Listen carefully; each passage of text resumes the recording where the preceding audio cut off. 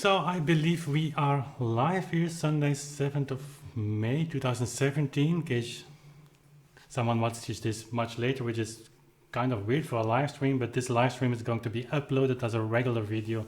So after the live stream is finished, YouTube will process that, and so from that moment on it will be a regular video. So that's the reason why I'm saying this at the beginning. We're going to talk about Beethoven's Opus 14 number 2, and I'm watching to Anja. She is, oh, thank you for the tablet. Right. Great. But Beethoven's Opus 14 number 2, first part, there is a lot to be, we can... Good evening, everybody. Used to chat, but not to the camera. Yeah, so that's Anja, that's my wife. She is behind the laptop over there, so following a little bit the chat. So if you have questions and I miss them, she will yell at me and say that I have to look at your questions and your chat. So anyway, we're going to talk about Opus 14 number 2. First part, a lot of things to be said about that. I've had yesterday a video on tempo and movement, so some elements are already covered. I did it on purpose to not have to talk about tempo all the time. There's a lot to be said, but we're going to dive in some elements I will touch upon later. So, say hello to Kim. Great to have you. Glenn, great to have you here. Anja's smiling, so Sophie, my daughter, is in the chat. Not in battle. It's 9:30 here in Belgium, PM, but she was, no, I'm not going to tell when she wake up this morning, so she will not be tired. Mikael, great to have you here again, so it's always great to have you here. Robin, so, okay. As said, if you have questions for me, leave them in the chat. Anja will maybe chat with you a little bit about some issues things we have. For instance, we went to, very short, we came back from Lorenz Gradient at Ingolstadt. You know, that's the guy who is doing the research on tempo and takt und Pendelschlag. It was really great.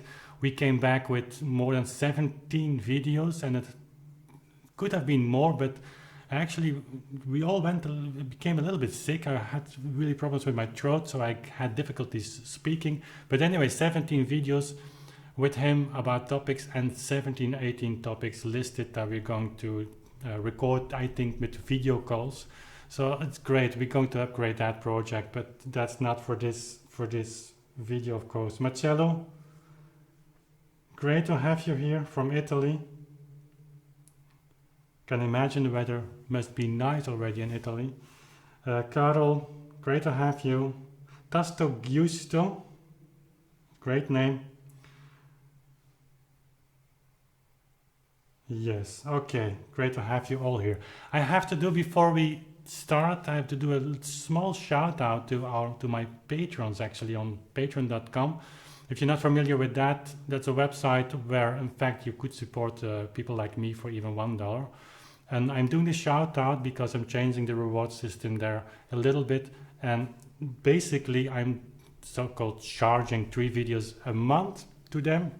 We are at 25 people now. It's a small community, and the masterclasses in the future will be actually sponsored by the patrons. That's really great to know that, and that's the reason why I have a little shout out for them. If you're interested in doing that, it's really no obligation at all. You can have a look at patreon.com. There is a link in the description box for that. So thank you all of my patrons. There are some of them here in the chat, so I really appreciate your support, and that's one of the reasons that we can make this sustainable. So that's enough about that.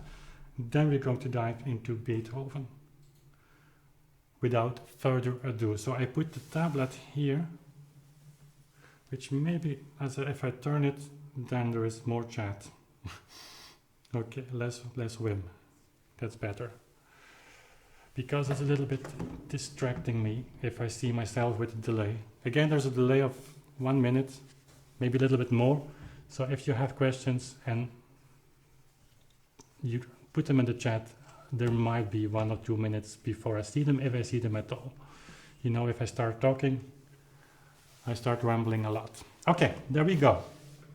So it's this sonata. There is a link in the description as well if you don't have the score, that you can download or see the score online on the Petrucci library, and you can follow with me. It's the same score as I'm playing from. So it's this sonata.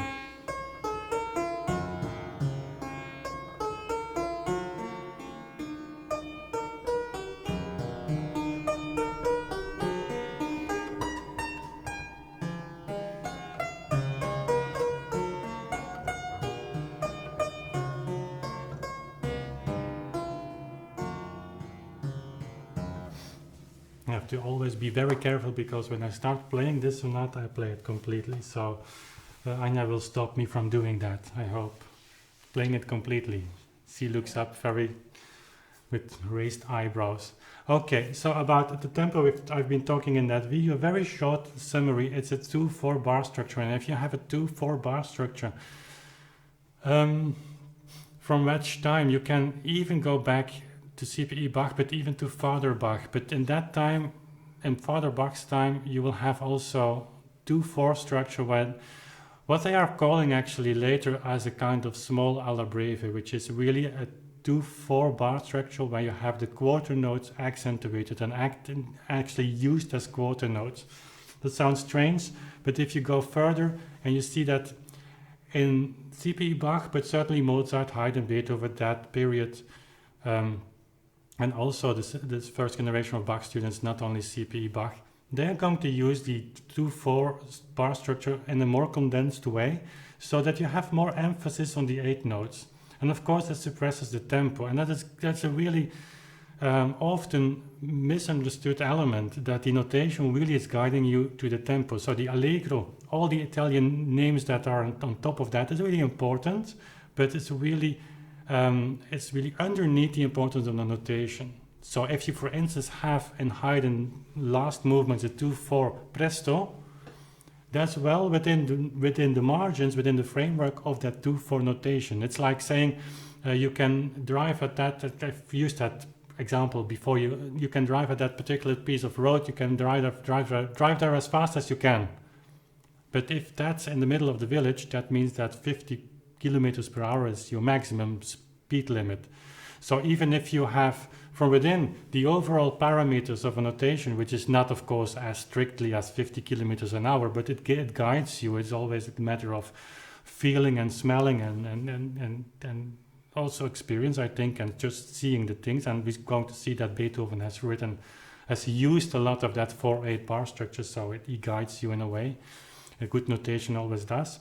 So it's always within the framework, and then the allegro here is, next to the fact that it just means lively, is a speed indicator, only secondary underneath the notation. So I'm going to talk a little bit about technique, because we need to address the use of the wrist. You know, we have been doing that a lot in these live streams, but this piece is really making the wrist is using the wrist in a kind of overproduction. We're going to see that. After that, I'm going to touch upon some performance things, and we're going to dive into notation and things like that. So one of the most difficult things to start with is the theme of this piece, because the theme is so fantastically rightly hitting the character of the piece. And once you've played that first 2 bars, or just the first bar, the upbeat and the first count of the next beat, in fact, so this, your whole first part is set. You cannot do, I mean, you have set the rhythm, you have set the tempo, you have set the character, you have set everything. And even the first octave jump is really decisive. How long is it does take you to go from the lower D to the upper D? That's the question. If you really consider this to be a keyboard piece, as Beethoven would write for keyboard practice, as people did more in the late 17th century, it started to change, maybe with people like Pachelbel, more cantabile style. If you would approach it as a keyboard piece written in 1650, now you would play it like this.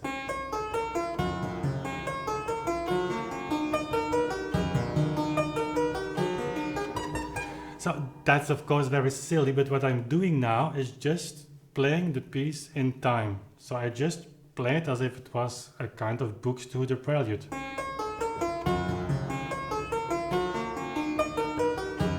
It immediately shows that you need something else in this piece than only playing the piece in time, so in a kind of tempo that you've chosen. And the first octave jump is really indicating that. It's a cantabile style. It's what we've been talking about in the Mozart Adagio. You remember it starts there. There was a wonderful suggestion made today about from Matthew Quack, I believe, who says, well, this reminds me, this Beethoven piece, on some Clementi sonatas. And I was not thinking about that, but of course we should not forget Clementi. He introduced, as well as Mozart, this new field of romantic expression. The Mozart, it's in the middle section there, it's the romantic Goethe-like feel of loneliness, being completely alone in the desert. That's the reason why this thumbnail was made. That's really that kind of feeling.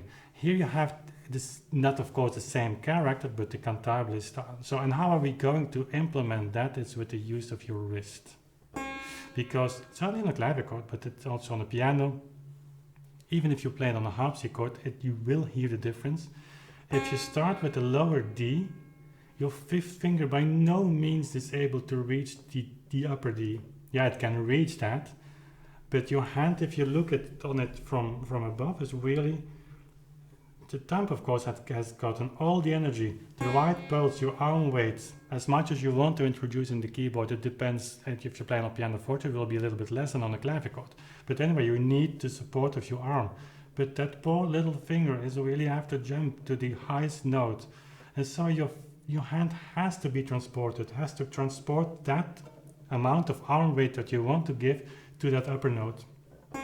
Once you're doing that, and you're doing that by just transferring that arm weight by your wrist, it's a circular movement. We've been talking on that in symphonias a lot.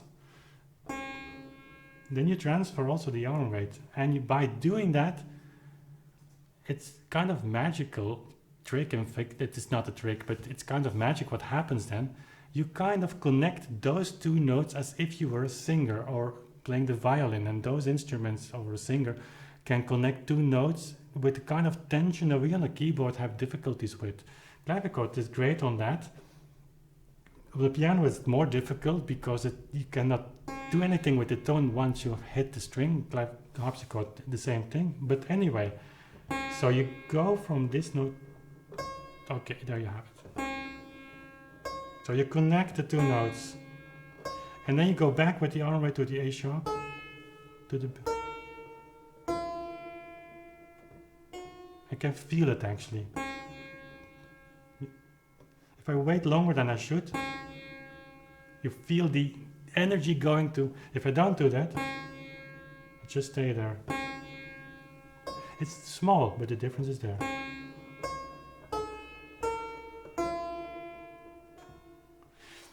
The rest is only a matter of timing. So if you want to have it, of course, it's very slow, upgrade, increase the tempo a little bit, then you have to increase the movements, but that gets difficult. And for me, that alone has always been a kind of time indicator, type of speed indicator, because you need time to make this cantabile.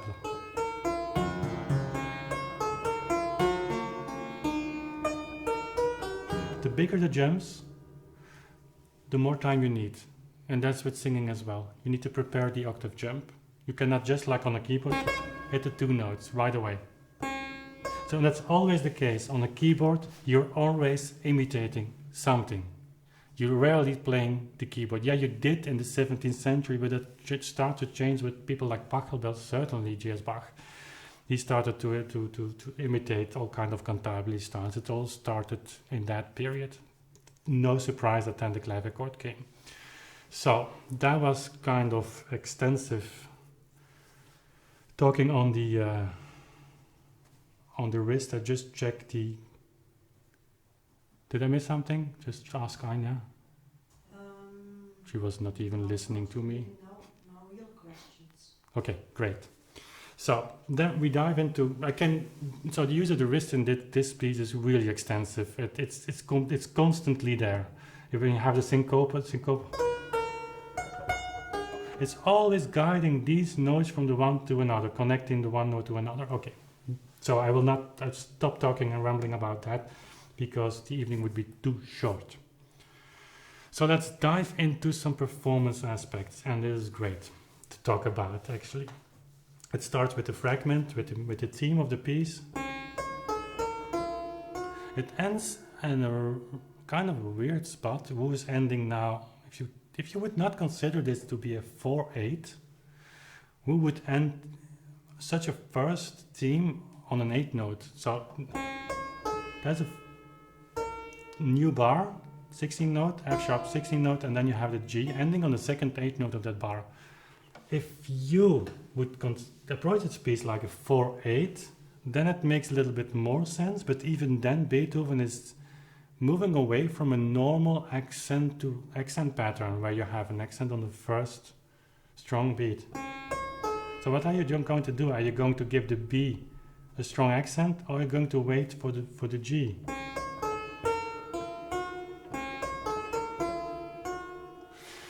In fact, he gives the answer himself by having an 8 note rest at the beginning of the bar and then a kind of arpeggio on the left hand, which is giving the emphasis on the second 8 note. So there is no escape from giving an accent on the second 8 note.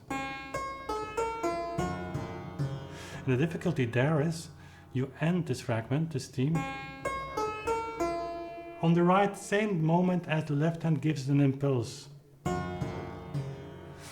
So my approach in here is that you need to apply a kind of tempo rubato in a sense that you cannot continue just like that.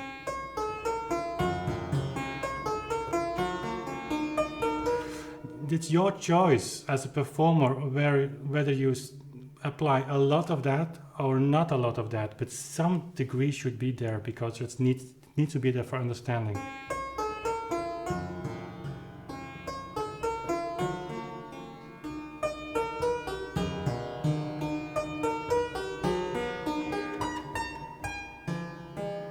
And then it changes in the left hand. So if you do it less,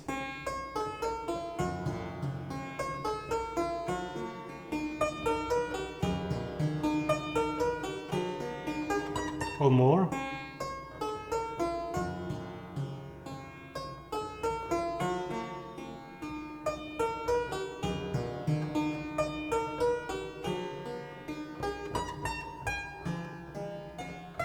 so it's up to you, it's up to the performer. The color of the piece changes, not dramatically, but it changes. And then in bar 4 you get this, again, 16 notes in the left hand,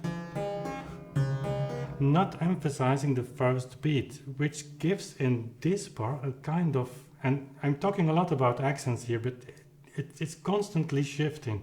So you end here, then you have this very big jump with ends of the C, and then on the B you have this note, this B with not only an accentuated note, but has a stroke, a strich, so an accent. And then this line, which really falls into place for the normal bar. The left hand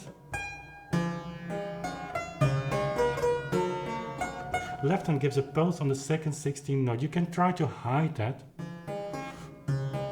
but I wouldn't hide that, because otherwise Beethoven, if he would not you to do something with that, he should not have written it like that. So what he's doing there, as I think, is giving a new pulse. So we have had to hold the time this second 8 note, second, kind of very free. Now he's shifting this towards the first beat again, which explains the B with an accent is necessary to shift all the attention from the second 8 note back to the first beat, so it's like this. But then you have And what is the left hand doing is introducing the syncopas in bar 5. So we have here. So you have the accent on the C, but also, of course, the C is not a syncopa. Then comes this syncopa. So by definition, a syncopa should have an accent, and maybe not the first note, but here Beethoven is playing with that idea because he's giving, in the upper voice, on this, and the highest notes are the notes that we maybe are supposed not to play accentuated, but because they are so high, we cannot escape from having an accent there, and it's also very natural to do so. The left hand is supporting the syncopa.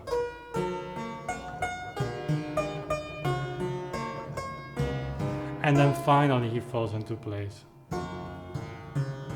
This is normal, kind of normal. So you see in the first 2 lines, so 6, 7 bars, you have so many shifts and accents in. At first he uses the second 8th note, and he shifts to dramatically with, which is not easy to render well, to kind of pulse again on the first beat, but the left hand is going against that by giving an accent on the second 16th note, which is useful in the following bars to give an impulse to the syncopa, which needs to have an impulse because the cantabile line, the high notes, are taking away a little bit the accentuation of the syncopa. Hope it makes sense. And then here it falls. I'm going to play it from the beginning, and now that you know all of that, probably you knew it, but listen to the relief that you will feel in bar 7 now, when everything falls finally in place.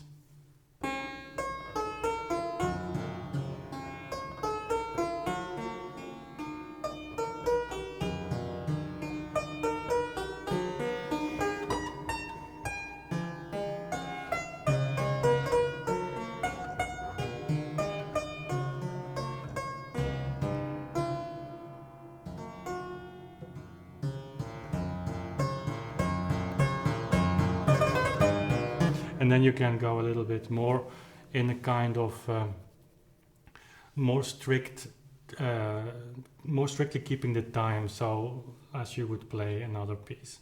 So this beginning is really important because it shows that Beethoven in that time had really a different way of playing in mind, not anymore like you would play approach a Mozart sonata, even not his earlier works, although it starts, of course, in the Partitik and there. But this kind of early tempo rubato really plays a big role in here. You can read fabulous things about tempo rubato in the Czerny Opus 500. So the third part, talking about performance practice. He gives really an extensive explanation of what tempo rubato can be, and it's really interesting to know because tempo rubato is not something that you just apply by feeling. Tempo rubato is an influence of the movement, and you as a performer should be very aware of what you do with that. So if you go up, you know that you have to go down again, and you go up again. It's a different way of playing than a metrical feel of pulse. We've been talking about the football is going up, it's going down, but your heavy beat is always in place. Here you slightly start to shift, not really going miles away from this tempo line, the speed line that you chose, but playing around with that. And of course, in bar 7, there he falls in line with the kind of normal tempo indication.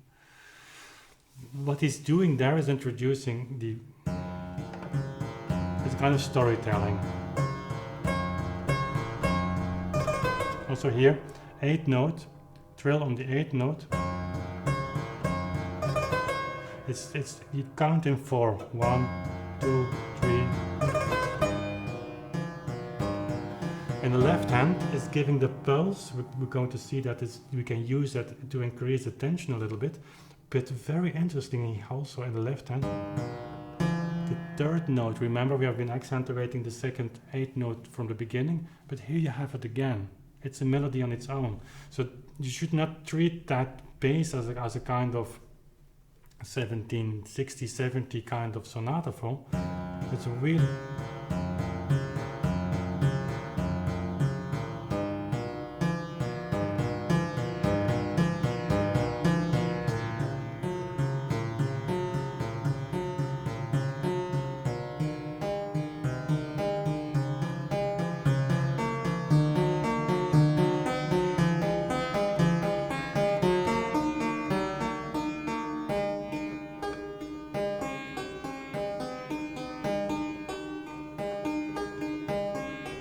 of course, that's of clavichord really difficult to do. So on top of this, there is already very beautiful music. We have the melody.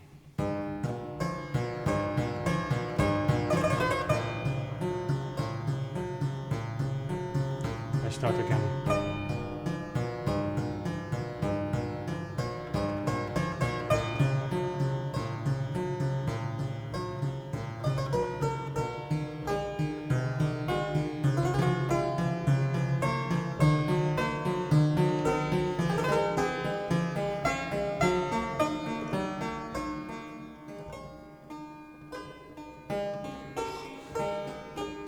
So I miss the A in the left hand. That's typically for clavichord. Then it's a booming sound, and of course the whole sudden shift in color is of course destroyed by that.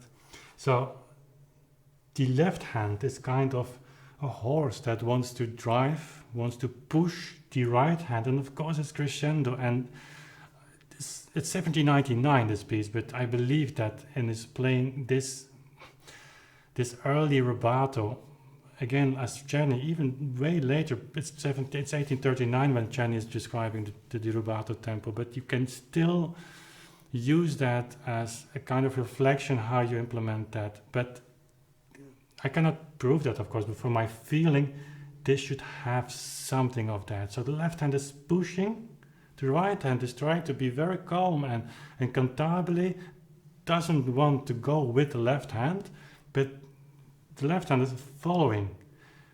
For instance, here, where the right hand has this ta ta ta ta ti, this kind of repeat, the enhancement of the increase of tension. First you have, and then ta ta ta ta ta. It wants to have some time.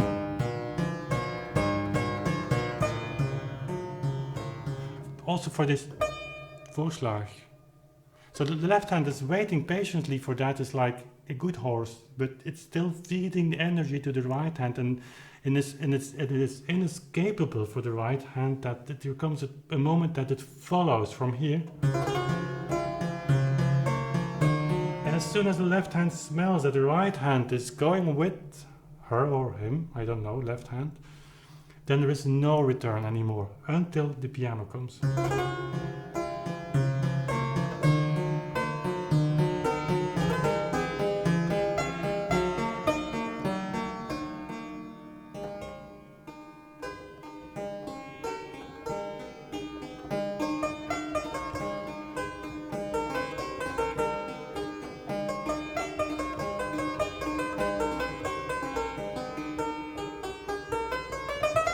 And there's a kind of freedom that you get here. So total contrast here. So that's really wonderful. I mean, only these two lines is so beautiful music, but very difficult to render well, because you have this constantly shift in timing. If you don't do that,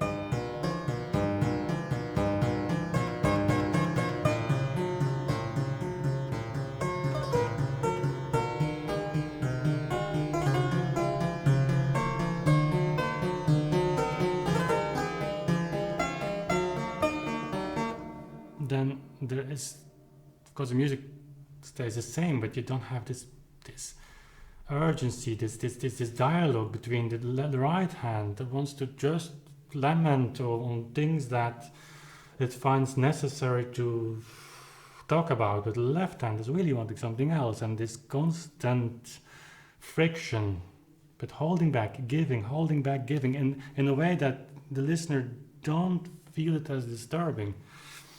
That's the trick of this piece.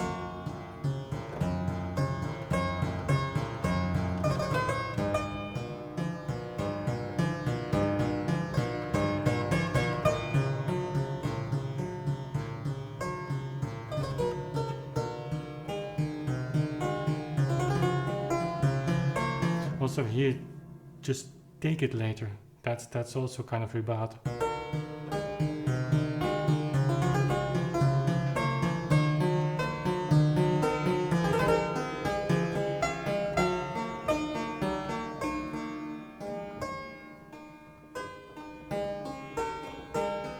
And give every syncopation. So, not starting on tempo again, but this becomes possible when you start to understand, yeah, that's a great word, as if I understand this notation, but if you start seeing, let me say it like that, those microscopic small things that you say, well, when I would be a composer, and I would have in mind a tempo that's double so fast, because that's what you get, and it's not played that fast that often, but that's the implication of having these metronome numbers by Czerny, literally. Then you think, why is Beethoven giving these strichs on, I don't know the English word for that, on 16th notes in the tempo much faster than this? They don't have an effect. And if you want to make an effect, what are you going to do with that? And the perfect exercise, or the perfect thing to do, I think, is just think on opera style, on singers. Don't really want to make an emphasis on those notes, heavy notes. So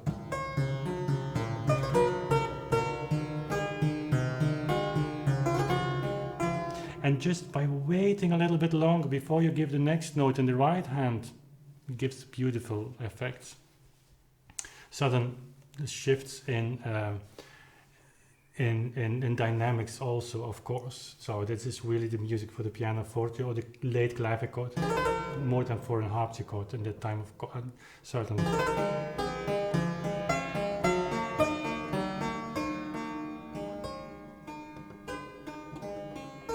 So I wouldn't be afraid of taking my time for that. Okay, and Well, looking to Anja. someone asked if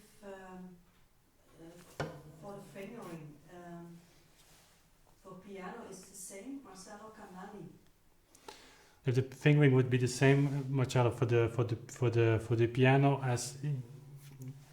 Well, I'm going to make a video on Czerny's fingering and mine, because we have differences. Mainly, it's the use of the first finger on the upper notes, which is on clavichords impossible. You can do it, but it's becoming so extremely difficult.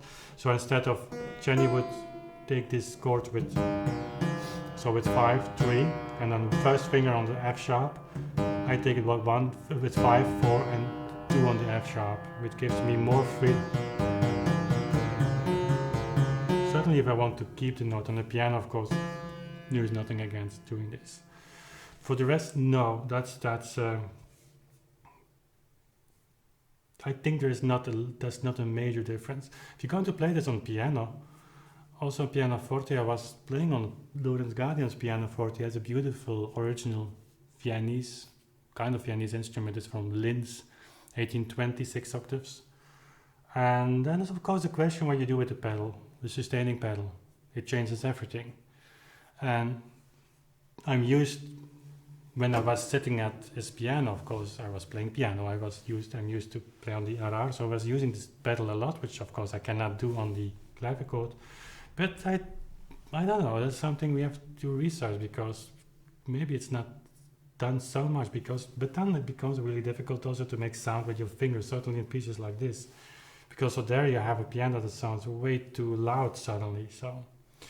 So I will be talking about fingering on this piece as well. By the way, not to repeat all those Patreon things, but you have a level of $5, and those patrons get as a reward my personal score every time I make a music video. So I scan the score, I send it to them with my notations and fingerings, which, as I understand, is a great tool for them to have. So, okay, if you come, Tasto Gusto says it's a Soufser motif. Soufser motif, yeah, certainly, yeah, it's full of that, yeah.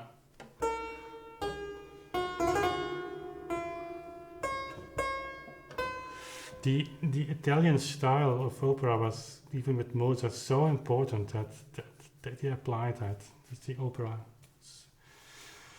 Okay, so also here on the 16th triplets, six, I don't know in English, so 6 notes in 1 quarter here.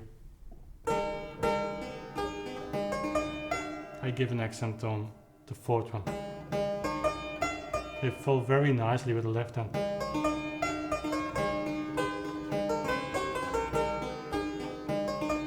So they give a group of sound with the left hand.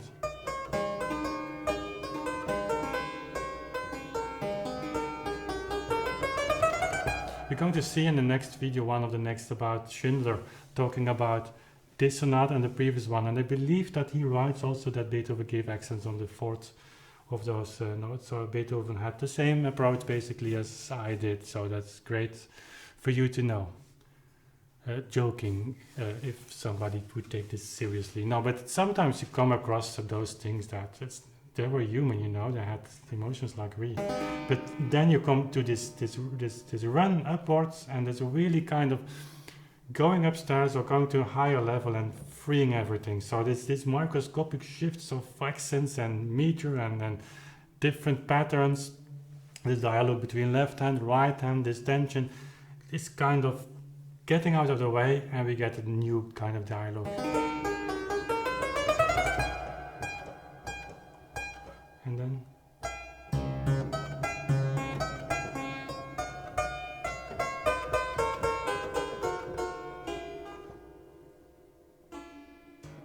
I take my time here because we know that music, but we should, as a performer, I believe, keep the surprises of the pieces all the time.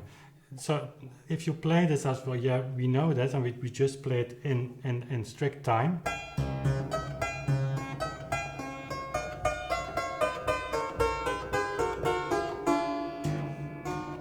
Then you have the feeling, well, nice modulation or nice shift. But what Beethoven is doing there is very strange. It's kind of weird. It's kind of I wouldn't say ugly, but it's an expression there. So he's coming down, having this bows with heavy, strong, light.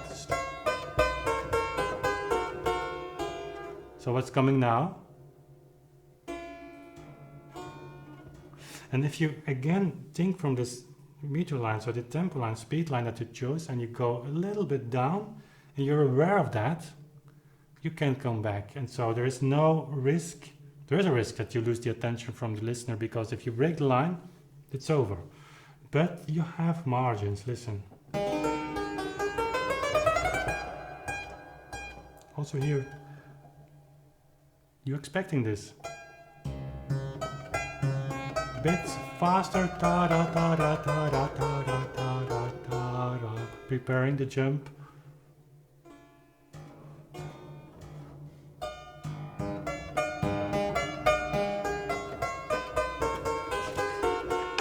And then he's continuing by himself. So it's like saying you have this accent, pa-dum, pa-dum, pa-dum, pa. On 2 16th notes again, that emphasizes the use of 4/8 instead of the classical old use of the small alla breve use of 2/4 that we've been talking about at the beginning. So that's only tying into that. Also here in the left hand, having this, there's of course a rhythmical accent, but if you play it faster,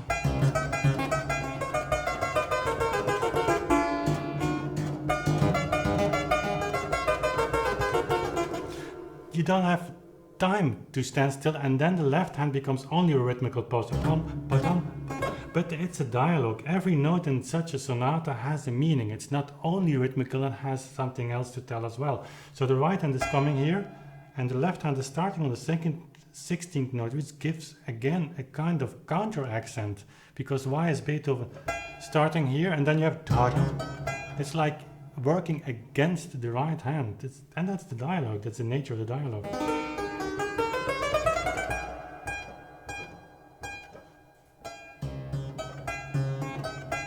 So you have dum da da ba ba dee dum ba ba dee da ba ba da ba da da da. Very, very funny that the left hand then goes so deep on the instrument that goes wah, wah, wah. It gives the rhythmical pulse, but it's not as if it likes to do that. It's very humorous.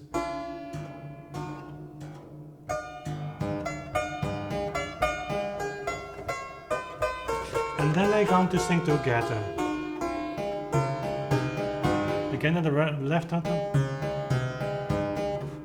Find the melodies in those accompaniment fragments, because they are again here important. But at least both right and left hand are working together. That's for a change, a relief. The left hand.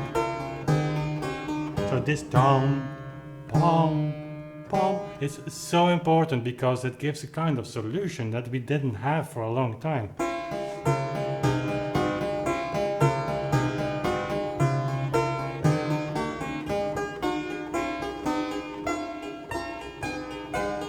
Also here in left hand, not easy. So you have the A, the F tom, pom, pom, pom.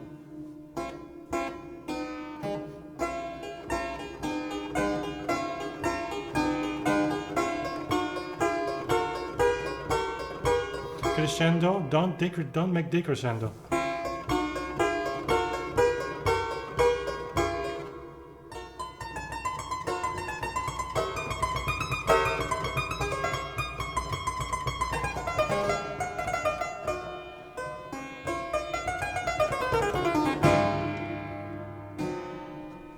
Can you feel the relief now of the left hand being 100% in support of the right hand?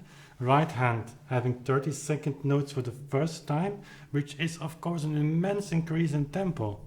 That's something we should also not forget if we choose the beginning tempo, that we look always to what are the fastest notes values. And here at the 30-second notes, I've been talking on the video of yesterday, they're not structural in a way that you don't see, like in an adagio, all kinds of articulation forms and trills and ornaments on them. They are more an increase of speed. And on that moment that the right hand does that, the left hand is really supportive in that. It falls in line. And then you get... It's like the right hand is surprised that the left hand is not playing of making things against it, but playing accordingly.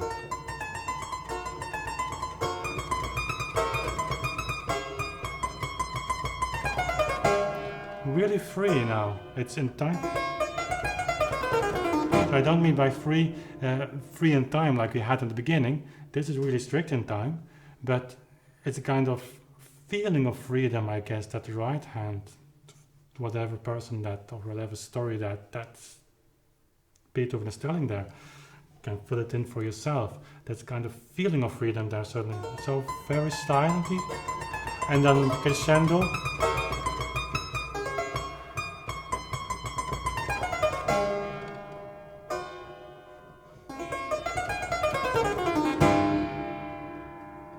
Also here on the quarter notes, I know when I was in piano class that we were taught to play over those stupid bars because we didn't like them, because music stands still there. So we were taught.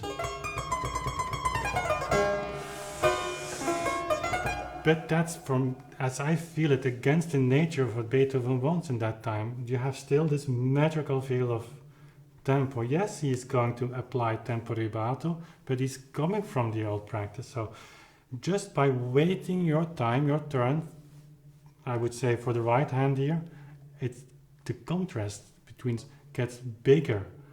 I would say even wait a little bit longer if you can. And then the last line of 30-second notes after the quarter notes, the Zeugser, is so refreshing. Listen to that.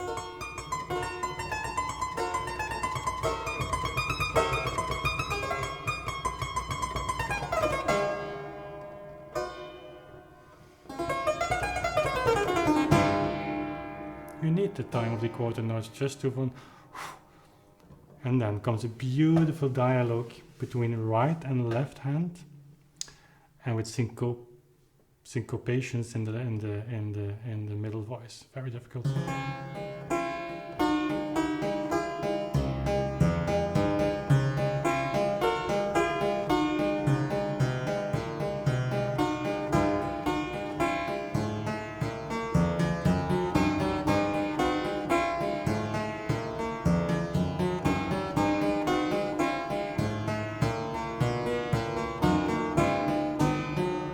Perfect harmony here.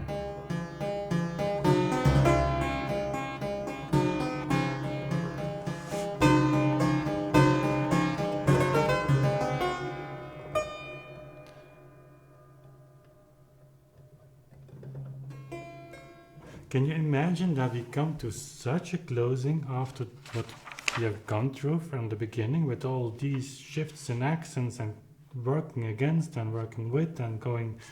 So there suddenly everything comes together, and then in the middle voices you will see that Beethoven sometimes writing the syncopations in full when he has his chance. So for instance in bar 49, 48, 47. But when he skips to 16th notes, that stays the same. He's just not indicating them anymore as long syncopations, but that's of course what he means. So you have basically the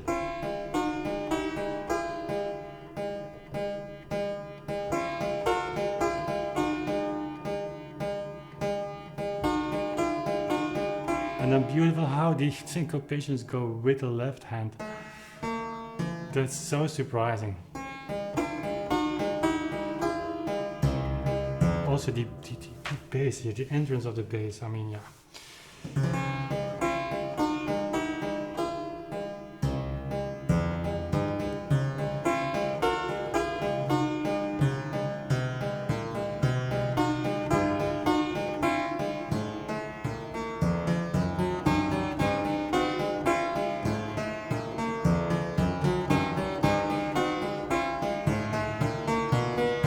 Now here we come, Todd. This is a magical moment.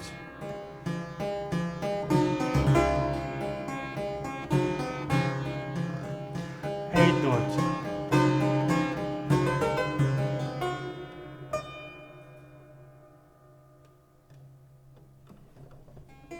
That's just beautiful. And then he continues, and we go to touch upon some elements, not to make this, it's okay, it's 18 past 10. Because he starts, of course, in a totally unexpected way and just taking the same fragment, same theme as the beginning, just in minor. And I will wait a little bit longer. So we have talked in the beginning about making this tension bow and play with that. A little bit less, a little bit more, it's up to your taste. One day you will do it like this, one day you will do it like that. But I would do it here in the middle part in any way, always a little bit longer, because it's so surprising.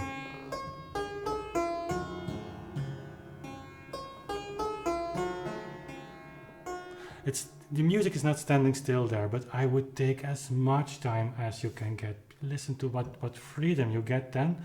And also, if we continue our narrative with storytelling, I mean, you really, as a listener, I can imagine, have the time then to go with the right hand and then reflect with it. And so...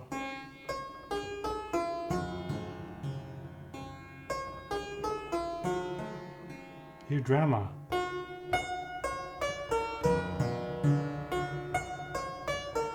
Pianissimo.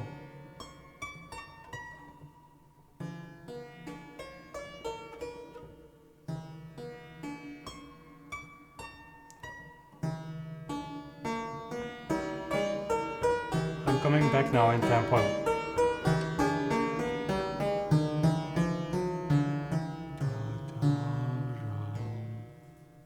And then, surprise, surprise.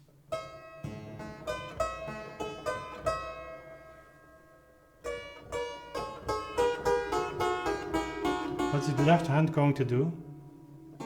There is again. But then, now the left hand adding. pianissimo. If you don't know the piece, you will not know what he's going to do now. Surprise. So here's the left hand taking over. The right hand is kind of, was supposed to be in harmony, but it's played out of each other again. So rhythmically, harmonically, it's so nice how sensitive and how detailed Beethoven is guiding us, surprising us to a position that right and left hand seem not to know what to do anymore. And so then, of course, there you have the trouble. What's that? And Kostas, if he's in the chat, he will say what it is. It's a harmonic chain name for that. So you have here the beginning very dramatic, like they are really in sorrow and pain.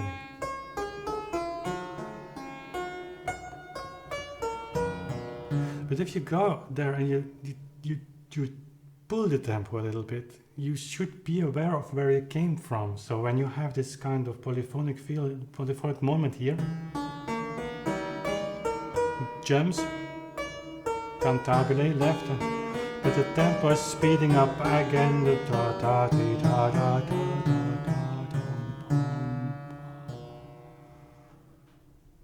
That's the only way for me to end with the ritardando.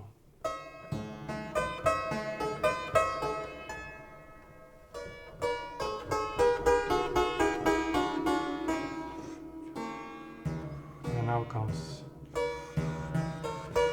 You expect, of course, that he's going to do the same thing, but no.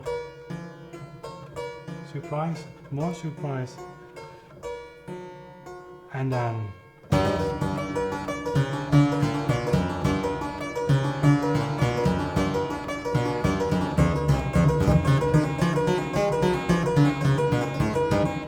strong in the left hand. Clavichord works great for that. Pianoforte, of course, you have there you have this magnificent bass. But here the left hand is really, in fact, taking the emotion of the right hand and translating that into its own voice. And that's so great. And then, of course, there is no time anymore to stand still. The triplets are here also a way of accelerating the tempo dramatically. And the nuances, if you have a kind of tempo, that's my feeling, that is very balanced and very close to the notation, whatever that means. I mean, there's a lot of discussion about it. That's at least my approach. Then when you have this change like going from 16 to triplets in 16s, that's a major shift in tempo. That's the real dramatic. So the differences, the contrasts become bigger when you have that approach.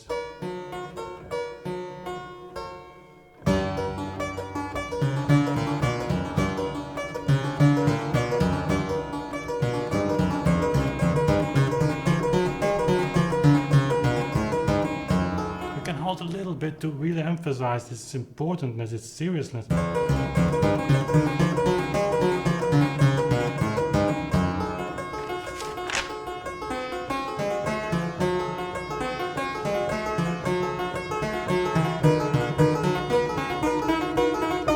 And then the E in the right hand, listen to that.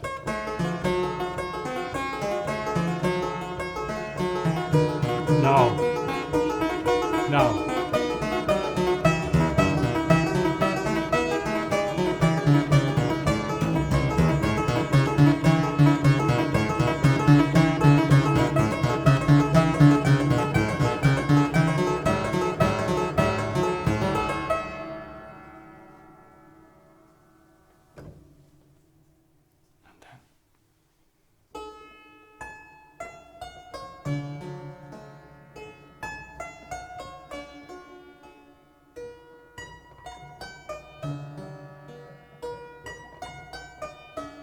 Here.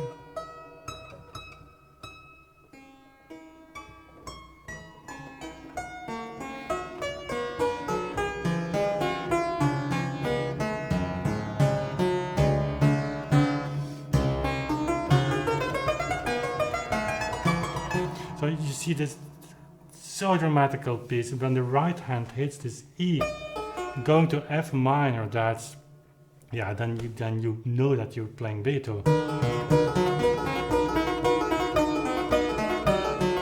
Because there the right hand in fact takes over, the left hand is singing and is really elaborating on this theme that they're having both very much pain, and you can see the left right hand. But there it's like in the E, it's like the right hand takes the left hand with its hand, literally, figuratively speaking here, and then the right hand is guiding the left hand again, harmonically, but that's of course the symbolic meaning.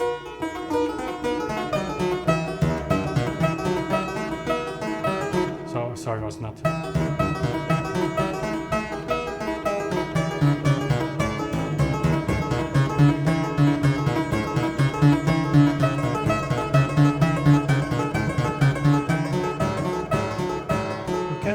Up a little bit, it's no problem as long as you go here, and that's the most impressionistic. I mean, that is like Debussy almost.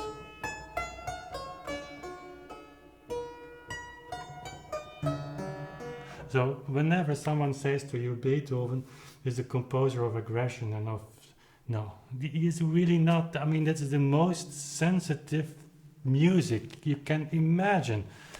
No man, no person on earth can write music like that when he is not the most sensitive, nice character. I mean, he must have been hurt so many times in his time, and it probably was not understood. Agnes waving to me. Yes, Guido Umberto asked a question. In the first theme, why do you not underline?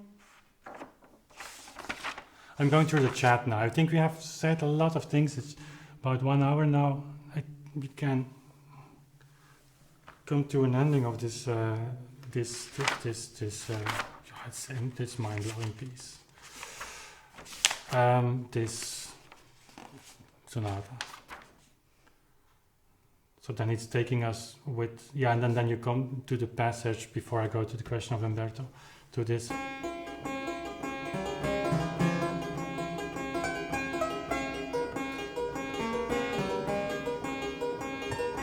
Listen to the D in the left hand. It must be there. Don't hide it. Even if you play on a modern piano, don't hide it. I mean, the meaning is there. It's a clock. Tom, tom. Of course, Beethoven is announcing something there. It's the repeat of the first section. And he's playing around in the right hand, which is very difficult.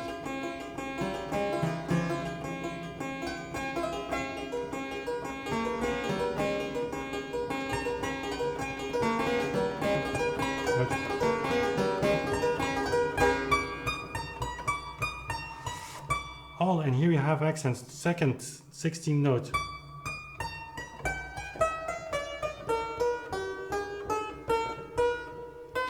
He is kind of in a forced way taking you back to the normal. So that's all these 16 notes there, with all the accents that he writes, they have an incredibly important meaning. It's just a way of transcribing what's in the mind of the composer to the player. So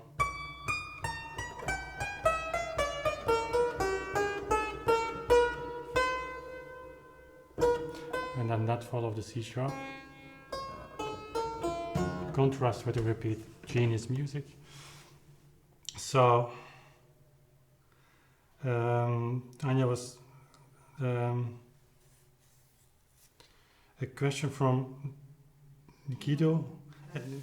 And other might be a thing, Guido, to just ask it again because, here it is. In the first theme, why do you not underline at all the notes on the downbeat? We're also saying that measure 81. Yeah. So, just reading it now. The Wim is doing that there at measure 81, for example, but not very much at the beginning or at the beginning of the development. So 81 is always great to have feedback. Yeah, that's actually true what you're saying, and I didn't know that. So what he was asking is So I have the G. I'm not really emphasizing a lot the G. I'm doing it here a lot more.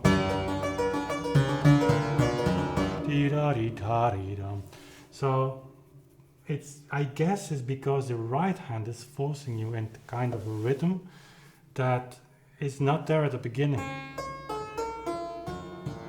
So what Beethoven is doing there, I'm just reflecting now one-to-one with you because they did it, I played that in a way that I wasn't aware of that. But if you reflect on that, you have this really strong yada. It's really out of tune now.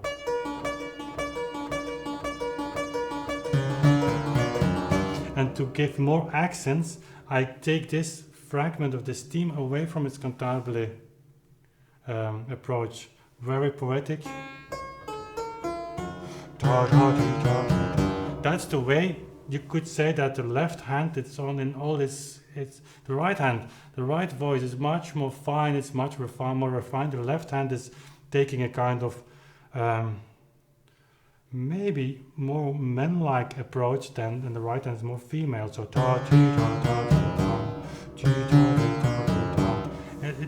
so I am looking for the right word in English. So more, it's not brutal, but it's the left hand is transcribing that, translating that poetic cantabile line into his way of singing, which is more accentuated, more rough, maybe that's the word. Oh, that makes sense.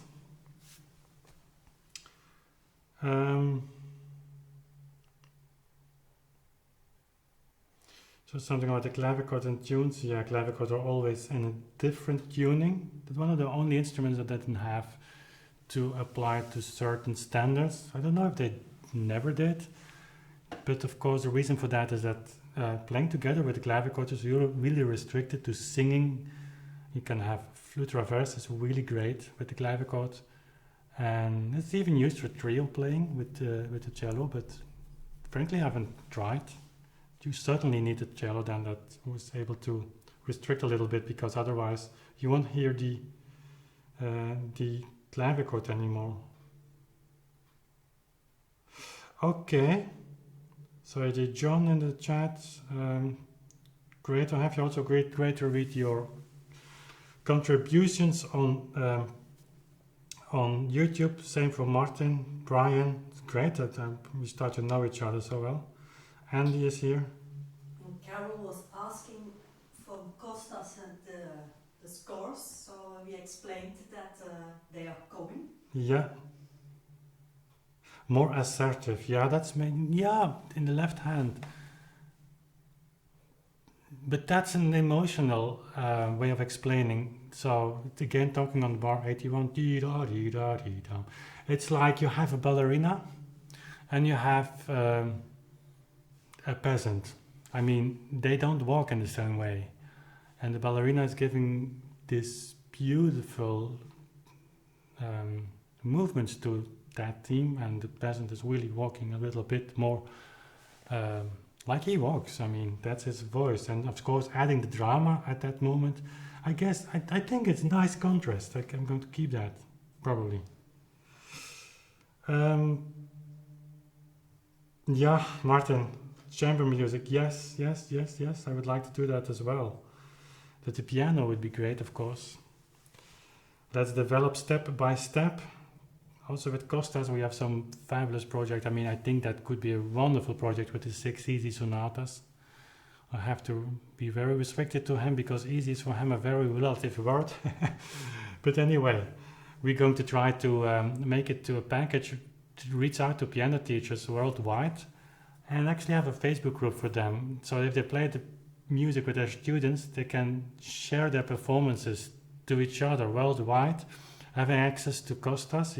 To me, that's not so important, but they can share experiences with other musicians, other teachers, other students. Students can exchange experiences. They have then a project to work with their students, which sometimes is a little bit hard today in our Western society, certainly, to motivate the students. But then you have a point to work with, make a recording to share on Facebook within that a private group that you get access to if you work on that music Of course, if you buy the score, that's of course Kostas needs to have a living as well. But then there is a kind of sharing between them on a worldwide basis. If we could organize that, I mean, that kind of project really make me happy, because that's the nature of social media, and that's actually also the nature of artists. If you're a composer or just a player, I mean, we like to share our views, our way of playing, the beauty that we see, and that's great. I mean, we're looking forward to that. There's only so many hours in a day, that's the problem. More robust, yeah. Also, yes, yeah. But you get my point, still talking on the bar 81. Guido asked something about the embellishments at measure 14. Yeah, I would play that on the beat. Here it comes. But that's the place, if you remember, I was saying, and that's how I feel that.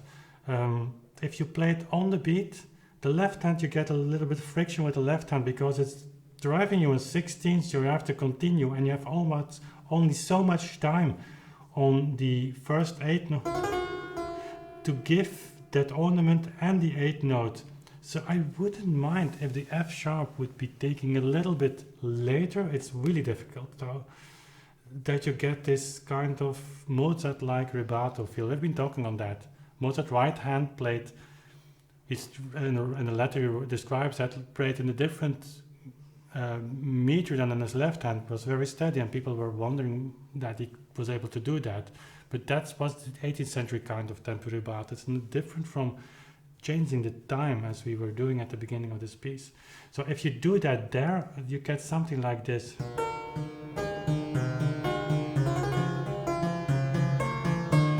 You come a little bit late with the F sharp, by which the emphasis on the F sharp is even more.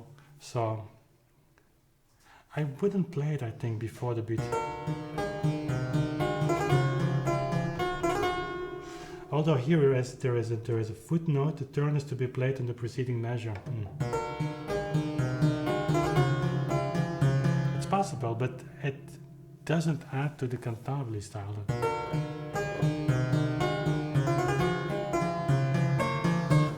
I could imagine an opera singer taking his time for that ornament, and the orchestra needs to wait. I mean, that's how it goes, a little bit that approach, and the orchestra waits, I mean, and the conductor tries to keep everything in time at the next bar.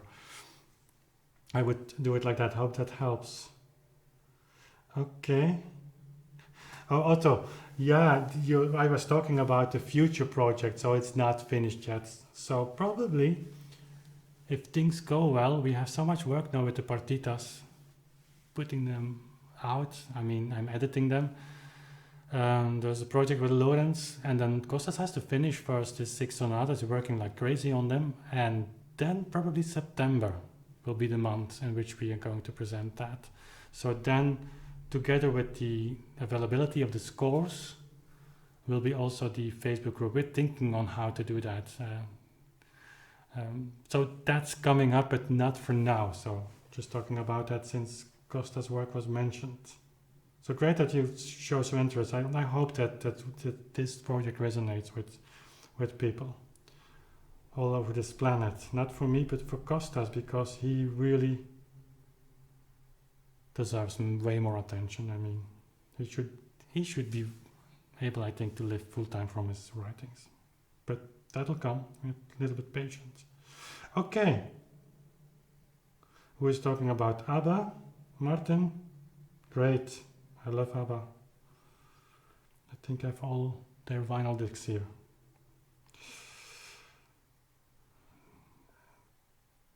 The Android universe is jumping in. Great to have you here at the end of the live stream.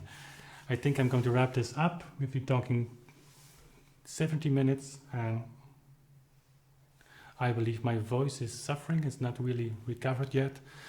Anyway, I hope you have the same feeling. I think this session was really a about this sonata, that we touched upon some elements that hopefully can inspire you and get you in thinking modus and dive into notation.